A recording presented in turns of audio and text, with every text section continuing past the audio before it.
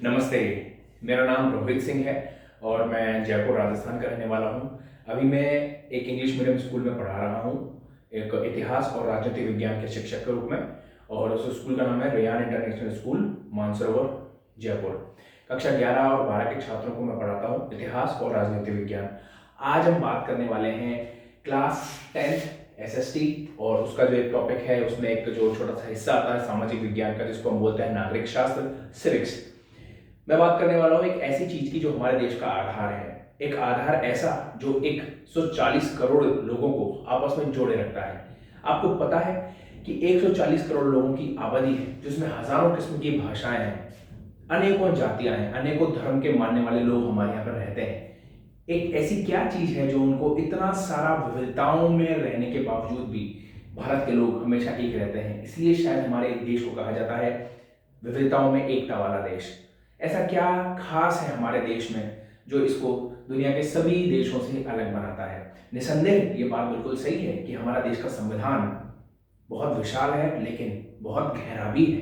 हमें इस बात को समझने की जरूरत पड़ेगी, और मैं कोशिश करूंगा कि आज कक्षा जो 10वीं है उसके जो स्टूडेंट्स हैं, उसके जो विद्यार्थी हैं, उनको आज मैं लोकतंत्र की बेसिक चीजों के बारे में बताऊं। ये जो आपके जो सिविक्स है, सोशल स्टडीज में, सामाजिक विज्ञान में, जो एक आपके जैसे आपके इतिहास चलता है, अर्थशास्त्र चलता है, सिविक्स है, भूगोल चलता है, उसी तरह से नागरिक शास्त्र है जो आपकी सिविक्स है, उसमें जो आपके 4 या 5 चैप्टर हैं, उन सारे चैप्टर्स की जो बेस लाइन है वो है आपका लोकतंत्र। आज मैं इसी पर डिस्कस करूंगा आपसे, और उम्मीद करता हूं कि आपको मेरी बात समझ में आएगी। देखिए, जब मैं बात कर रहा हूं 140 करोड़ लोगों की, तो आपको यह समझना होगा कि हर व्यक्ति के पास अपना एक दिमाग है, अपना एक सोचने की क्षमता है, अपना एक कार्य करने की क्षमता है। उसके पास हर एक वो चीज है जिससे वो अपना भविष्य निर्धारित कर सकता है। किसी भी लोकतंत्र, किसी भी देश जो अपने आप को लोकतंत्र होता है, जो अपने आप को लोकतंत्र कहता है, उसकी पहचान क्या होती है? उसकी पहचान यही होती है कि उस देश के लोग जो हैं वो कितना अपने देश का सम्मान करते हैं, या कितना अपने देश की सामाजिक व्यवस्था, उसकी राजनीतिक व्यवस्था में हिस्सेदार बनते हैं। मेरी बात को समझ रहे हैं आप? तो चलिए शुरू करते हैं आगे। ठीक है। देखिए, मैं आपसे बात कर रहा हूं भारतवर्ष की, जो अपने आप में एक दुनिया का सबसे बड़ा विशाल लोकतंत्र है, और यह कह सकते हैं कि शायद दुनिया का सबसे प्राचीन लोकतंत्रात्मक व्यवस्था वाला देश है। थोड़े से बिंदुओं के माध्यम से मैं आपको ये बताऊंगा कि जिस लोकतंत्र की बात कर रहे हैं, तो ये जो लोकतंत्र है इसको हमें समझना पड़ेगा। देखिए, लोकतंत्र का क्या मतलब होता है? लोकतंत्र का मतलब होता है ऐसा सिस्टम, यानी तंत्र, ऐसा सिस्टम जो वहां के लोग यानी लोगों के द्वारा बनाया गया हो, या ऐसे सिस्टम में सबसे ज्यादा वहां के लोग ही पार्टिसिपेशन करते हो। समझ में आ रही है आपको मेरी बात? जैसे मान लीजिए कि किसी स्कूल में या आपके घर में अगर एक ही व्यक्ति ऑर्डर देता रहे, एक ही व्यक्ति डिसीजन लेता रहे, तो आने वाले समय में क्या हो सकता है? लड़ाई झगड़े हो सकते हैं। लेकिन मान के चलिए कि अगर वो एक ही व्यक्ति और भी लोगों के साथ बात करे, बातचीत करे, उनसे पूछे, उनके जो एडवाइस है उनको ले, उनको सलाह को ले, सुझावों को ले, तो फिर भविष्य में क्या होता है कि लड़ाई झगड़े की संभावना कम हो जाती है। उस व्यवस्था को हम क्या बोलते हैं? लोकतंत्र बोलते हैं। जहां सभी को लेकर के चलने की बात आती है, एक ऐसा सिस्टम जहां पर सभी लोग अपनी बात को रख सकते हैं, अपने पार्टिसिपेशन को बता सकते हैं, उस व्यवस्था को हम क्या कहते हैं? लोकतंत्र कहते हैं। ये बहुत ही बेसिक कॉन्सेप्ट सी चीज है। इसको मैं स्कूल के माध्यम से बताऊं तो स्कूल के माध्यम से कहने का मतलब यह है कि अगर प्रिंसिपल अपने टीचर्स के साथ या अपने स्टाफ के साथ या अपने स्कूल मैनेजमेंट के साथ डिस्कशन नहीं करेगा, तो शायद वो अपने स्कूल को और अच्छा नहीं बना पाएगा। उसके स्कूल में रिजिडिटी आ जाएगी, कठोरता आ जाएगी।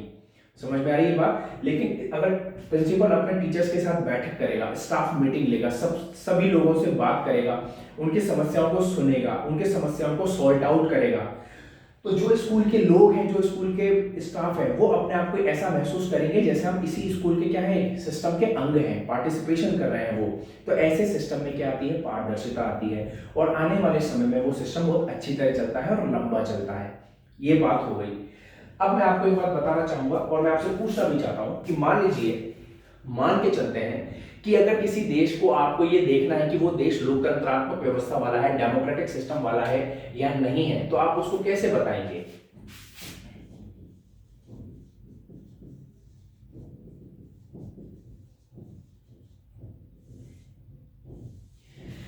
अगर कोई देश अगर कोई राष्ट्र, अगर कोई देश जो है वो लोकतंत्रात्मक व्यवस्था फॉलो कर रहा है, जैसे मैं का मतलब जैसे हमारा भारत, भारत का मतलब ये है कि भारत को आप डेमोक्रेटिक कंट्री बोलते हैं। भारत क्या है? ये डेमोक्रेटिक कंट्री है। भारत क्या है? भारत एक लोकतांत्रिक देश है।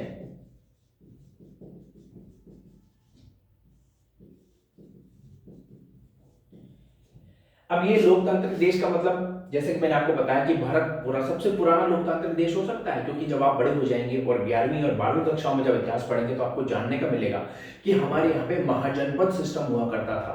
महाजनपद सिस्टम हुआ करता था तो उसमें दो चार ऐसे जनपद थे, ऐसे संघ थे, ऐसे गणराज्य थे जो इस देश की लोकतंत्रात्मक व्यवस्था को बताते हैं। जैसे लिच्छवी गणराज्य, वज्जी गणराज्य। अब ये जो मैं बोल रहा हूं ना गण, ये गण का मतलब क्या होता है? गण का मतलब होता है लोग। गण का मतलब क्या होता है? लोग। ठीक है, तो भारत भी क्या है? एक लोकतंत्रात्मक गणराज्य है। लोकतांत्रिक देश तो है लेकिन क्या है? लोकतंत्रात्मक गणराज्य। ठीक है, इसलिए हम 26 जनवरी को क्या मनाते हैं? रिपब्लिक डे मनाते हैं। लोकतंत्रात्मक गणराज्य यानी कि हमारा देश जो है कोई आज का देश नहीं है। हमारा देश आजादी के बना हुआ बाद का देश नहीं है। हमारा देश हजारों साल पुराना है। जिस इस भारत के डीएनए में, इस भारत की आत्मा में लोकतंत्रात्मक व्यवस्था तो है ही, लेकिन गणतंत्रात्मक व्यवस्था भी है। ठीक है, इसलिए आप जब भगवान बुद्ध के समय को पढ़ोगे तो उसमें 2-3 गणराज्य के नाम आते हैं, गणों के नाम आते हैं, जिनको हम बोलते हैं वज्जी गणराज्य या वज्जी या लिच्छवी संघ। ठीक है, तो इसका मतलब भारत के डीएनए में कोई लोकतंत्रात्मक या गणतंत्रात्मक व्यवस्था कोई नई नहीं है, बल्कि हजारों साल पुरानी है। भारत के अंदर सबसे बड़ा दर्शन क्या कहता है? देखिए, इसको भी समझ लीजिए। भारत का दर्शन क्या है? भारत का दर्शन क्या है कि हर व्यक्ति अपने हिसाब से अपने जीवन को जी सकता है और अपने जीवन को अच्छा बना सकता है। अपने जीवन को अच्छा बनाने का मतलब क्या है? अपदीपो भव। अपदीपो भव, ये एक बुद्धिज्म से लिया गया है, भगवान बुद्ध के टेक्स्ट में से लिया गया। अपदीपो दीपो यानी अपने अंदर का दीपक जलाइए। कोई व्यक्ति आपके ऊपर थोप नहीं सकता कोई भी चीज को, और आप किसी व्यक्ति के ऊपर अपनी चीज को नहीं थोप सकते। हर व्यक्ति को अपना काम करने का, कहने का, बोलने का क्या है? अधिकार है।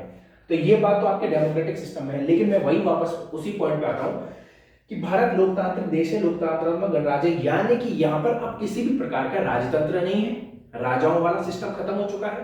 जब राजाओं वाला सिस्टम खत्म हो गया तो हमारे यहाँ पर कौन सा सिस्टम आया? हमारे यहाँ पर सिस्टम आया लोकतांत्रिक या लोकतंत्रात्मक गणराज्य का सिस्टम। अब उसमें क्या है कि भारत का जो भी हेड ऑफ द स्टेट होगा, हेड ऑफ द स्टेट का मतलब भारत का सर्वे सर्वा, भारत का सर्वे सर्वा का मतलब भारत के अंदर जितने भी कानून हैं, जो भी रेगुलेशन है, सारी चीजें उस व्यक्ति के हस्ताक्षर के द्वारा प्रमाणित होंगी। और वो कौन है? भारत का राष्ट्रपति। तो भारत का राष्ट्रपति जो भारत का हेड ऑफ द स्टेट है, वो राजतंत्रात्मक व्यवस्था से नहीं आता, बल्कि गणतंत्रात्मक लोकतंत्रात्मक व्यवस्था से आता है। कैसे? हम सीधे राष्ट्रपति को नहीं चुनते, लेकिन हमारे द्वारा चुने गए जनप्रतिनिधियों के माध्यम से वो व्यक्ति चुना जाता है जो भारत का राष्ट्रपति बनेगा। इनडायरेक्टली हम ही चुन रहे हैं, लेकिन हम का मतलब हमारे द्वारा चुने गए जनप्रतिनिधि जो विधानसभा में बैठते हैं, जो पार्लियामेंट में बैठते हैं, ठीक है, वही उस व्यक्ति को चुनते हैं जो भारत का क्या है? हेड ऑफ द स्टेट है। भारत का क्या है? Head of the state. और उसको क्या बोला गया है? हमारे यहां पे राष्ट्रपति बोला गया है। ठीक है, अब जैसे भारत में तो ये सिस्टम है, इंग्लैंड में क्या है? क्योंकि इंग्लैंड हमारे ऊपर गवर्न किया है 200-250 सालों तक, वहां पर संवैधानिक राजतंत्र है। वहां पर संविधान के हिसाब से राजा भी आज भी है, जैसे क्वीन एलिजाबेथ, क्वीन विक्टोरिया।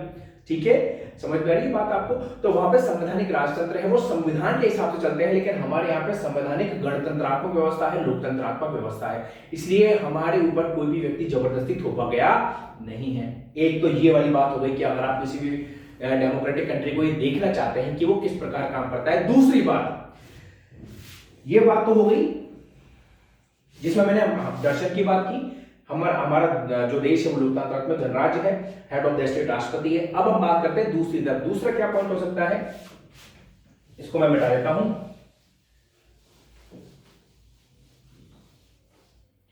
दूसरा पॉइंट ये है कि देखिए, भारत में जब लोकतंत्रात्मक गणतंत्रात्मक व्यवस्था है तो भारत के अंदर एक पॉलिटिकल पार्टी नहीं होती है, यानी कि किसी भी देश में जो लोकतंत्रात्मक व्यवस्था वाला है, जो गणतंत्रात्मक व्यवस्था वाला है, तो वहां पर एक पॉलिटिकल पार्टी का सिस्टम नहीं आए। एक पॉलिटिकल पार्टी के बजाय दो या दो से ज्यादा पॉलिटिकल पार्टीज होनी चाहिए, दो से ज्यादा पॉलिटिकल पार्टीज। अब देखो, दो से ज्यादा पॉलिटिकल पार्टीज की क्या जरूरत है भाई, एक ही पॉलिटिकल पार्टी तो कर सकती है काम। अब आपको मेरी एक बात बताता हूं, चीन में एक ही पॉलिटिकल पार्टी है। हालांकि चीन जो है अपने आप को बोलता है कि हम डेमोक्रेटिक कंट्री हैं, लेकिन वहां पर एक ही पॉलिटिकल पार्टी लंबे समय से काम कर रही है या लंबे समय तक काम करती रहेगी, ऐसा बोलते हैं वो। तो कहने का मतलब, जिस देश में एक ही पॉलिटिकल पार्टी है, लोगों को दूसरी पॉलिटिकल पार्टी बनाने का अधिकार ही नहीं है या चुनने का अधिकार नहीं है, तो वो लोकतंत्रात्मक व्यवस्था का तो अंग रहा नहीं। लेकिन भारत में दो से ज्यादा पॉलिटिकल पार्टीज है। आप सोचिए कि हर राज्य में अपनी पॉलिटिकल पार्टी है, हर स्टेट में कम से कम आपको 4 से 5 पॉलिटिकल पार्टीज मिल जाएंगी। नेशनल लेवल पे आपको 6 पॉलिटिकल पार्टीज मिलेंगी, जिनका दर्जा जो है राष्ट्रीय लेवल पे मिला हुआ है कि भाई ये पॉलिटिकल पार्टीज जो है वो नेशनल लेवल की पॉलिटिकल पार्टीज हैं। ठीक है, कहने का मतलब समझ रहे हैं आप, जहां दो से ज्यादा पॉलिटिकल पार्टीज होती हैं, तो कहने का मतलब लोगों को ज्यादा से ज्यादा ऑप्शन अवेलेबल है, लोगों को ज्यादा से ज्यादा क्या है, विकल्प उपलब्ध है, लोगों को ज्यादा से ज्यादा क्या होते हैं, विकल्प उपलब्ध हैं। ठीक है, आप किसी एक ही पॉलिटिकल पार्टी पर डिपेंडेंस नहीं रह सकते, ज्यादा से ज्यादा विकल्प है, तो लोग अपने मन की इच्छा ज्यादा से ज्यादा विकल्पों पर रख सकते हैं। अब देखिए, इसकी बहुत जरूरी बात है। ऐसा होता है कि अगर आप किसी एक पॉलिटिकल पार्टी से विचारधारा मेल नहीं खाती है, या आपको लगता है कि फलानी पॉलिटिकल पार्टी अच्छा काम नहीं कर रही है, तो आप दूसरी पॉलिटिकल पार्टी को चुन सकते हो। दोनों अच्छा काम नहीं कर रही है तो तीसरी पॉलिटिकल पार्टी को चुन सकते हो, तीसरी काम नहीं कर रही तो चौथी पॉलिटिकल पार्टी को चुन सकते हो। तो आपके पास अवेलेबल बहुत है, ऑप्शंस क्या है, अवेलेबल बहुत सारे हैं आपके पास। दूसरी बात, अगर आपके पास कोई भी पॉलिटिकल पार्टी काम नहीं कर रही है, तो फिर क्या करें, फिर ऑप्शन है आपके पास NOTA, जिसको हम बोलते हैं नन ऑफ द अबव।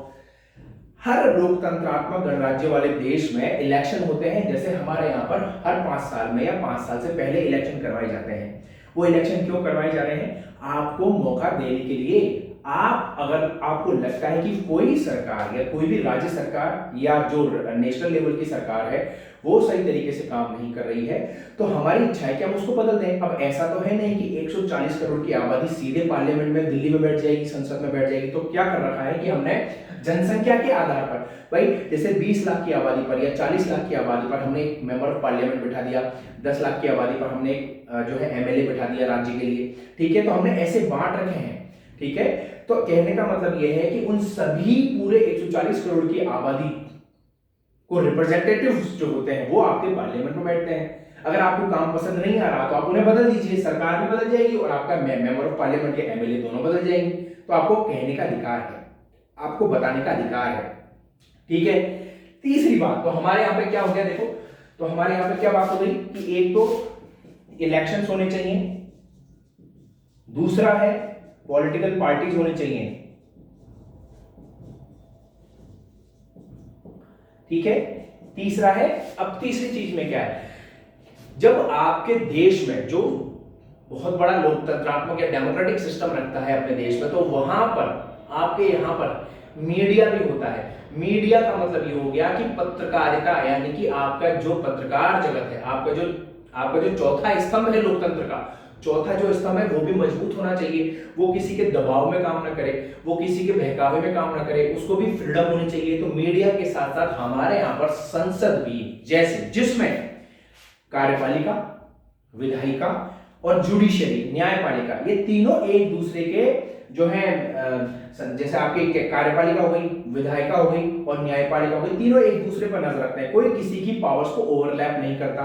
ठीक है, तो कहने का मतलब है कि हमारे यहाँ पर 3 जो इंपॉर्टेंट पॉइंट्स हैं, जिसमें विधायिका है, कार्यपालिका है और आपके विधायिका, कार्यपालिका और न्यायपालिका, ये तीनों अपने अपने काम को देखते हैं। उसी तरीके से मीडिया भी स्वतंत्र होना चाहिए, वो किसी के प्रभाव में आना नहीं चाहिए, जो लोकतंत्र व्यवस्था को मजबूती प्रदान करता है। ये मैंने आपको इंपॉर्टेंस बता दी है। अब देखते हैं कि हमारे यहाँ पर, भाई एक बात सोचिए आप, एक तो टॉप लेवल की सरकार है। टॉप लेवल की सरकार मतलब जो ऊपर बैठे हुए लोग हैं, और बिल्कुल एक गांव की सरकार है, वो कैसे काम करेगी। अब ऐसा तो है नहीं कि राष्ट्रपति या प्रधानमंत्री को गांव की रोड बनवानी है तो उसके लिए आना पड़ेगा या उसके लिए फोन कॉल करना पड़ेगा।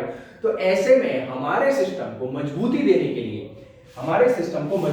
के लिए, क्या बनाया गया है, इसको भी समझ लेते हैं। ऐसे में हमारे सिस्टम को मजबूती देने के लिए 3 तरह की सरकार बनाई गई है। देखिए आप, ये मैंने पिरामिड बना दिया है, ठीक है। पहली सरकार होती है यूनियन गवर्नमेंट, दूसरी सरकार होती है हमारी स्टेट गवर्नमेंट, और तीसरी सरकार होती है हमारी लोकल गवर्नमेंट। कितना शानदार है।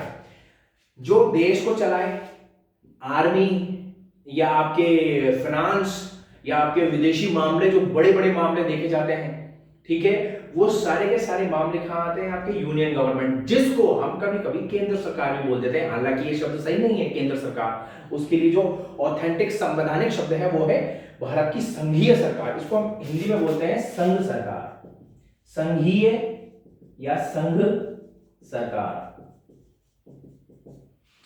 दूसरा है राज्य सरकार और तीसरा है लोकल गवर्नमेंट यानी स्थानीय। अब देखिए, ये दो तो हमारे पास थे, लेकिन हमने 73rd और 74th कॉन्स्टिट्यूशन अमेंडमेंट कर दिया, और 73rd में तो हमने दे दिया ग्राम पंचायतों को अधिकार, और 74th में दे दिया हमने नगरीय स्वशासन। अब नगरीय स्वशासन का मतलब क्या, देखो, जो राज्य के बड़े मामलों को देखेगी वहां पर बैठेगी आपकी राज्य सरकार, जिसका हेड ऑफ द स्टेट कौन होगा, राज्यपाल, ठीक है। और जो गवर्नेंस का हेड ऑफ द स्टेट कौन होगा, गवर्नेंस जो चलाएगा वो होगा आपका मुख्यमंत्री, और जो हेड ऑफ द स्टेट होगा स्टेट में वो होगा राज्यपाल। यूनियन गवर्नमेंट में आपके प्रधानमंत्री, दूसरे नंबर पे आपके मुख्यमंत्री, और तीसरे नंबर पे हमने 2 भागों में बांट दिया इसको। एक तो गांवों के लिए ग्राम पंचायत हो गई, गांव में सरकार, जिसको हम सरपंच वगैरह बोल सकते हैं, सरपंच साहब। चौथा है जैसे नगर हो गए, जो शहर हो गए, शहरों के लिए भी स्थानीय सरकार, जैसे आपके हर बार इलेक्शन चुने जाते हैं जिसमें आप वार्ड पार्षद वगैरह का इलेक्शन करवाते हैं, फिर आपके मेयर बनते हैं, महापौर बनते हैं, ठीक है, जिसमें नगर निगम आ गए, नगर पालिकाएं आ गई, नगर परिषद आ गया, ठीक है। उसी तरह से ग्राम पंचायत आ गई, पंचायत समिति आ गए। तो हमने बांट दिया इनको, हमने क्या करा, इनको बांट दिया। अब इनके विषय यानी सब्जेक्ट्स भी क्या है, अलग है। जैसे 28 से 29 विषय जो है लोकल सरकार, स्थानीय गवर्नमेंट के पास है। अब देखिए, ये तीनों के अलग अलग सब्जेक्ट है, तीनों एक दूसरे के सब्जेक्ट में इंटरफेरेंस नहीं कर सकते, दखलंदाजी नहीं कर सकते, लेकिन जब बात आती है देश की या राष्ट्र की, तब जाकर के यूनियन गवर्नमेंट, संघीय सरकार कुछ दखलंदाजी दे सकती है, लेकिन संवैधानिक सीमाओं को ध्यान में रखते हुए।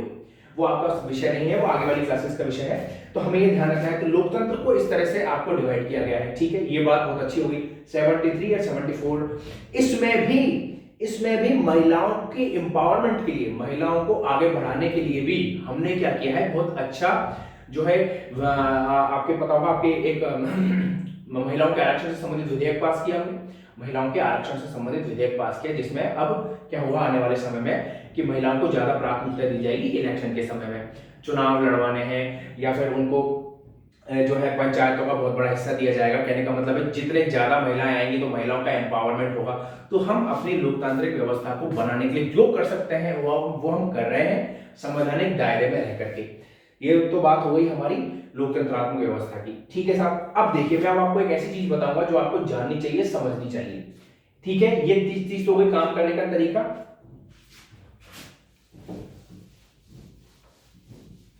अब मैं आपसे एक सीधा सवाल पूछता हूं, मान लीजिए मैंने एक सर्कल बना दिया, ठीक है साहब। अब इसमें, अब आपको इस पूरे सर्कल में क्या दिखाई दे रहा है, ये बिंदु दिखाई दे रहा है, और क्यों दिखाई नहीं दे रहा, क्योंकि और कोई है ही नहीं। मान लीजिए एक बिंदु मैं यहां लगा देता हूं, एक बिंदु यहां लगा देता हूं, एक बिंदु यहां लगा देता हूं, एक बिंदु यहां लगा देता हूं। अब आपको कितने बिंदु दिखाई दे रहे हैं, इसके अलावा 4 और दिखाई दे रहे हैं, यानी टोटल बिंदु हो गए 5। तो अब आपका ध्यान भटक जाएगा, एक कोई इसको देखेगा, कोई इसको देखेगा, कोई इसको देखेगा, कोई इसको देखेगा, ठीक है। मान लेके चलते हैं कि ये बिंदु मैंने हटा दिए। अब ये वाला जो बिंदु है ना, ये क्या है, सेंटर है, ठीक है। तो कई बार क्या बोलते हैं, यूनियन गवर्नमेंट को सेंट्रल गवर्नमेंट बोल देते हैं, जबकि है ये यूनियन गवर्नमेंट।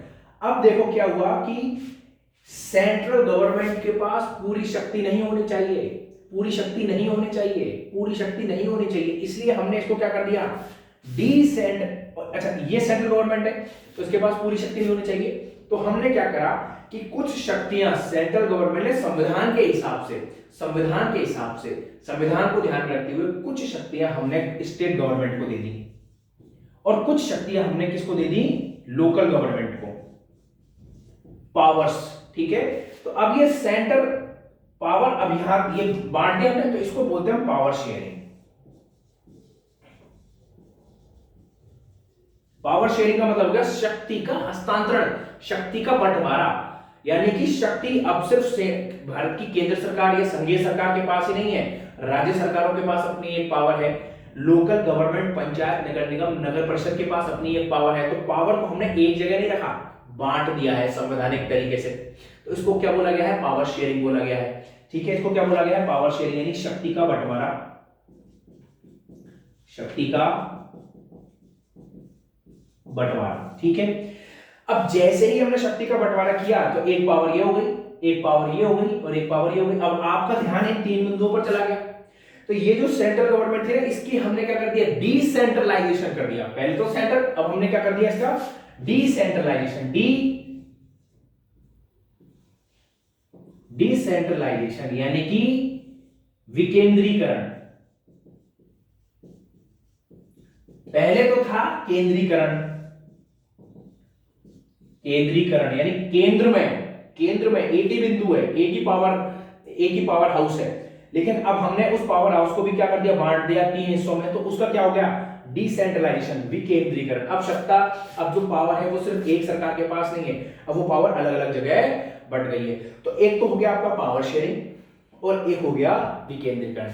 भारत में इतने सारे कास्ट हैं, इतने सारे रिलीजन हैं, वो आपस में लड़ते क्यों नहीं है, वो इसलिए नहीं होते क्योंकि हमने सभी को उनके हिसाब से संवैधानिक दायरे में, मेरी हमेशा शब्द याद रखना, मैं कभी भी संवैधानिक दायरा इस्तेमाल कर रहा हूं ना, इसका मतलब संविधान का जो दायरा बोलता है, संविधान का जो दायरा बोलता है उसके हिसाब से, संवैधानिक दायरे में हमने उन सभी सोशल ग्रुप्स को, हमने उन सभी माइनॉरिटीज को, हमने उन सभी सोसाइटी के ग्रुप्स को क्या कर रखा है, कुछ कुछ पॉकेट्स में उनके लिए पावर्स दे दी है। जैसे माइनॉरिटी के लिए हमारे यहाँ पे संविधान है, ठीक है, हमारे यहाँ पे अनटचेबिलिटी नहीं बढ़े, लोगों को बराबरी का मौका मिले, उसके लिए हमारे यहाँ पे संविधान में आर्टिकल्स हैं, माइनॉरिटी के लिए आर्टिकल्स है। तो हमने क्या कर रखा है कि शक्ति के हस्तांतरण को नीचे लेवल यानी grass root level, grass root का मतलब क्या होता है, जो घास होती है ना, घास की जड़ तक पानी जाना चाहिए तभी तो बच्ची बनेगी। इसलिए हमने क्या करा है कि पावर शेयरिंग के माध्यम से जो पावर्स थी उनका क्या कर दिया, हमने डिसेंट्रलाइजेशन कर दिया। जब हमने डिसेंट्रलाइजेशन कर दिया तो आपको पता होना चाहिए कि स्टेट गवर्नमेंट की पावर अलग है, लोकल गवर्नमेंट की पावर अलग है। महिलाओं तक के लिए हमने अपने जो है विधेयक पास किया ताकि महिलाओं का एम्पावरमेंट हो, महिलाएं ज्यादा से ज्यादा आएंगी, मातृशक्ति को बल मिलेगा। समझ में आ रही बातें? तो कहने का मतलब ये है कि ये आपका एक लोकतंत्रात्मक ढांचा है जिसके माध्यम से आपके जो चैप्टर्स हैं जिसमें बेल्जियम और श्रीलंका है वो आप देखोगे, कितने सारे जेंडर कास्ट रिलीजन वाला चैप्टर है, उसमें देखोगे कि आप विभिन्न प्रकार के जेंडर हैं, विभिन्न प्रकार के जेंडर का मतलब मेल, फीमेल, ट्रांसजेंडर, ठीक है, उनके साथ हम कैसे बना के चलते हैं, डिफरेंट टाइप्स के कास्ट हैं, ठीक है, रिलीजन के आधार पर कैसे आराम से हम अपने देश को आगे लेके जा सकते हैं बिना लड़ाई झगड़े के। समझ में आ रही है? उसके बाद आप देखोगे कि डेमोक्रेसी है तो सही इंडिया में, लेकिन उसके आउटकम्स क्या हो सकते हैं, यानी कि डेमोक्रेसी में से क्या बाहर निकल के आएगा, एक खूबसूरती बाहर निकल के आएगी। ठीक है, तो हम इन सारी चीजों को देखते हैं और देखने के बाद हम ये आता है कि आपकी जो सिविक्स का जो कोर चैप्टर है ना, कोर चैप्टर का मतलब जो बेसिक बेस है वो है आपका लोकतंत्र। अब आपको लोकतंत्र समझ में आ जाना चाहिए कि लोकतंत्र का मूल विचार क्या है, जहां पे लोगों को उसके फंडामेंटल राइट्स मिले। लोगों को फंडामेंटल राइट्स का मतलब ये हुआ, देखो मैं आपको कुछ शब्द बता देता हूं जो आपको बहुत अच्छे लगेंगे और आपको याद भी रखने चाहिए। देखो, एक तो होगा जवाबदेहिता, एक हो गया पारदर्शिता, इसको बोलते हैं हम इंग्लिश में अकाउंटेबिलिटी, इसको बोलते हैं हम ट्रांसपेरेंसी, यानी कि कोई भी सरकार है उसकी जवाबदेहिता होती है, जवाब मांग सकते हो आप उससे और उसको जवाब देना पड़ेगा। 8-5 साल में या जब भी इलेक्शन होंगे आप विधायक से पूछो जाकर के कि भाई काम क्यों नहीं कराया, ये समस्या आई आपने सुलझाया क्यों नहीं किया, इसको बोलते हैं जवाबदेहिता। दूसरी बात, कोई भी अधिकारी काम कर रहा है, कोई भी विधायक काम कर रहा है, तो कानून में पारदर्शिता होनी चाहिए। पारदर्शिता का मतलब ये है कि भैया इतना फंड आया है, इतना फंड लगा है, रोड बनाने में 20 रुपए आए हैं तो 20 रुपए ही खर्च हुए हैं। वो कैसे मिलेगा जानकारी आपको? पारदर्शिता के माध्यम से। पारदर्शिता का मतलब होता है ट्रांसपेरेंसी। जब आपको पता पड़ेगा कि भाई 20 रुपए लगे हैं, इसमें से विधायक साहब ने 19 रुपए का या 20 रुपए का काम करवाया है, लेकिन पारदर्शी हो गई चीजें, ट्रांसपेरेंस हो गई, आप देख पा रहे हैं कि क्या काम चल रहा है, कैसे हो रहा है। समझ में आ रही बात? तो अकाउंटेबिलिटी, ट्रांसपेरेंसी, और तीसरे नंबर पे एक वो आता है आपके कि अकाउंटेबिलिटी होगी, ट्रांसपेरेंसी होगी, दूसरे मौलिक अधिकार, फंडामेंटल राइट्स, फंडामेंटल ड्यूटीज, ये बहुत जरूरी चीजें हैं। ठीक है, फंडामेंटल राइट्स का मतलब ये कि आपको जो बेसिक राइट्स हैं वो आपको मिले हैं कि नहीं मिले हैं। ठीक है, बेसिक राइट्स जो आपको घूमने का अधिकार है, आपको रहने का अधिकार है, आपको नौकरी करने का अधिकार है, कहीं कोई आपको रोक तो नहीं रहा, कहीं कोई आपको दबा तो नहीं रहा, कास्ट, क्रीड, रिलीजन के आधार पर आपको कोई परेशान तो नहीं कर रहा। तो कहने का मतलब ये सारी चीजें लोकतंत्र का एक हिस्सा है। तो उम्मीद करता हूं आपको ये चैप्टर थोड़ा सा समझ में आया होगा। कभी जब हम भविष्य में क्लास लेंगे तो आपको और विस्तार से बताया जाएगा और अच्छी तरह से बताया जाएगा। अब तक के लिए धन्यवाद, नमस्कार।